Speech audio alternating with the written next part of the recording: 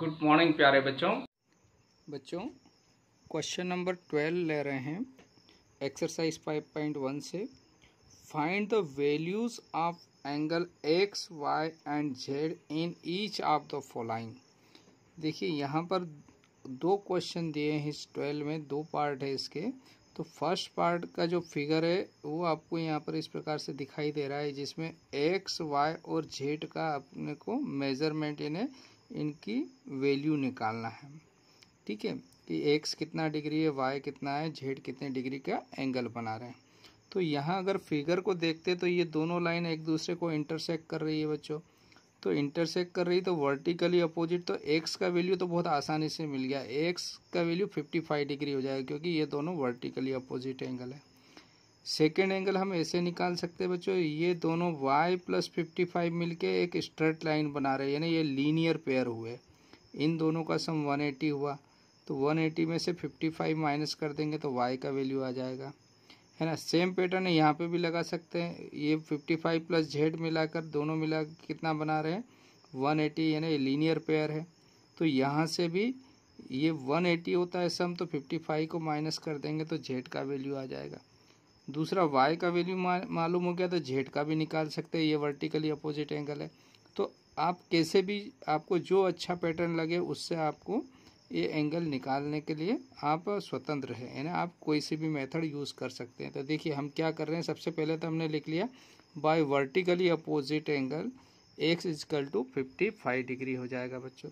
Second, अब हम ले रहे हैं बाय लीनियर पेयर। तो देखिए यहाँ से लीनियर पेयर मतलब y प्लस 55 या 50 प्लस वाई इजकल टू 180 होगा।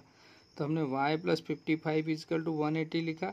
तो दिस इम्प्लाइज यहाँ से y का वैल्यू हो जाएगा, इस 55 को उधर ले जाएंगे माइनस हो जाएगा बच्चों। तो 180 माइनस 55, तो इसको जब माइनस किया तो आपको मिलेगा 180 में से 55 माइनस कर रहे तो 125, यानी y का वैल्यू आ गया आपके पास 125 डिग्री। ठीक है ना। तो x का वैल्यू कितना आया बच्चों 55 डिग्री आ गया, y का वैल्यू आ गया 125 डिग्री। y 125 तो z भी 125 हो जाएगा वर्टिकली अपोजिट एंगल से। या आप यही पैटर्न अपनाते हैं तो ये z प्लस 55 भी 180 हो रहा है लीनियर पेयर से, तो लीनियर पेयर से भी कर सकते हैं। तो अगर लीनियर पेयर से हम यहाँ पर यूज़ कर रहे हैं लीनियर पेयर को, तो क्या हो जाएगा z plus 55 equal to 180 degree. तो z इज इक्वल टू हो जाएगा 180 माइनस 55 डिग्री। तो कितना बचेगा 125 डिग्री, है ना। तो दोनों ही मेथड से आप यूज़ कर सकते थे। तो z इज इक्वल टू आ गया 125 डिग्री, है ना। तो ये आपका आंसर हो गया बच्चों। क्या हो गया answer, z equal to 125 degree. अब इसका सेकेंड पार्ट ले रहे हैं बच्चों। सेकेंड पार्ट में आपको ये फिगर दिखाई दे रहा है यहाँ पर, है ना। तो आपको क्या क्या निकालना है, एक्स वाई और जेड का वैल्यू निकालना है बच्चों। ठीक है। तो यहाँ से देखिए दो, सबसे पहले अगर हम देखें सबसे ऊपर देखते हैं तो ये तीनों मिलकर इस लाइन पर बने हुए हैं।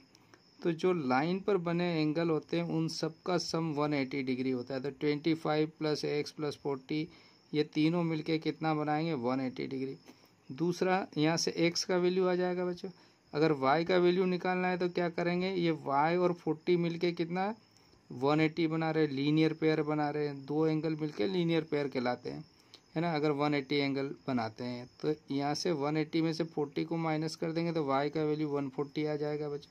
y का वैल्यू मालूम हो जाएगा तो y और z मिलके ये स्ट्रेट लाइन बना रहे हैं, तो z का वैल्यू निकाल लेंगे बच्चों। तो या z का वैल्यू तो डायरेक्ट यहीं से मिल गया, z का वैल्यू कितना आ जाएगा 40 डिग्री। चूँकि ये दोनों वर्टिकली अपोजिट एंगल है तो z का मान तो 40 डिग्री आ जाएगा। y लीनियर पेयर से निकाल लेते हैं और x का मान ये स्ट्रेट लाइन से निकाल लेते हैं, है ना।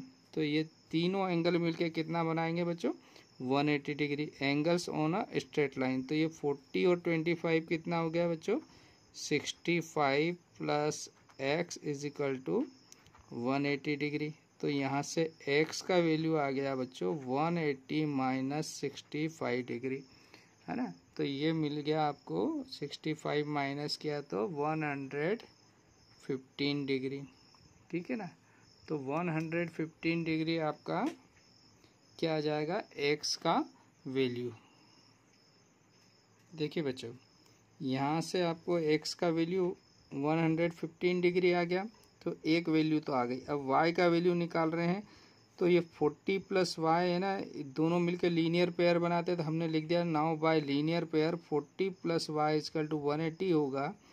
तो y इजकल टू 180 माइनस 40, मतलब आपको y का वैल्यू आ गया 140 डिग्री। तो y इज इक्वल टू आपको 140 डिग्री मिल गया, ठीक है ना। दूसरा आंसर आ गया y का वैल्यू 140 डिग्री। अब आपको z निकालना है, तो यहाँ पर अगर देखते हैं बच्चों z, तो अगर ये आपको दोनों लाइन एक जैसी दिखाई दे रही ना, दो स्ट्रेट लाइन है, एक ये लाइन और एक ये लाइन, तो z और 40 कैसा हो गया बच्चों, वर्टिकली अपोजिट एंगल हो गए, है ना। तो यहाँ से लिख देंगे by vertically opposite angle, by vertically opposite angles, क्या हो जाएगा, एंगल z बराबर क्या आ जाएगा, 40 डिग्री।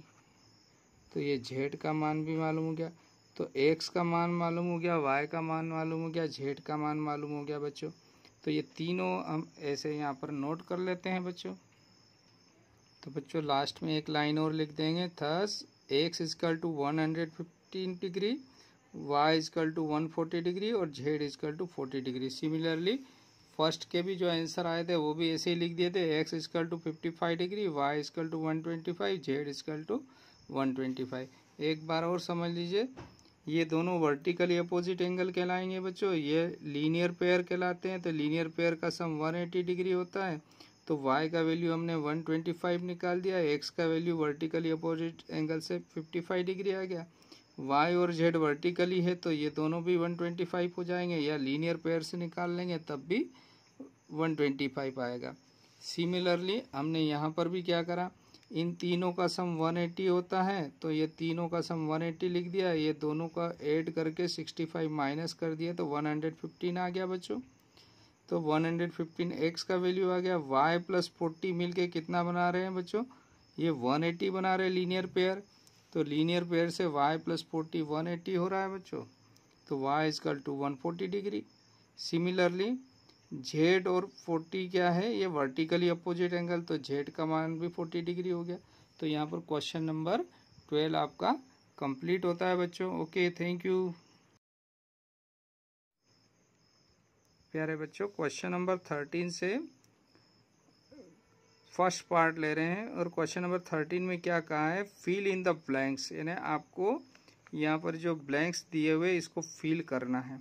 तो फर्स्ट क्वेश्चन है, if two angles are complementary then the sum of their measure is, यानी दो एंगल कॉम्प्लीमेंट्री होते, तो आप हमने पढ़ा है बच्चों कॉम्प्लीमेंट्री एंगल किसे कहते हैं, जैसे एक 30 है तो दूसरा एंगल इसका कॉम्प्लीमेंट्री क्या होगा 60, और दोनों मिलके कितना होना चाहिए 90 डिग्री। तो जिनका सम कितना होता है 90 डिग्री वो क्या कहलाते हैं कॉम्प्लीट। तो उनका मेजर कितना हो जाएगा बच्चों, यहाँ पर आंसर आ जाएगा आपका 90 डिग्री। तो आंसर आप लिख देंगे 90 डिग्री, ठीक है। सेकेंड है, if two angles are supplementary, supplementary angles किसे कहते हैं बच्चों, जिनका सम कितना होता है 180। अगर मान लो एक 100 डिग्री है बच्चों, तो दूसरा कितना होगा 80, तो ये एक दूसरे के सप्लीमेंट एंगल हुए और दोनों मिलके सप्लीमेंट्री कहलाते हैं, और दोनों का सम कितना होता है 180 डिग्री।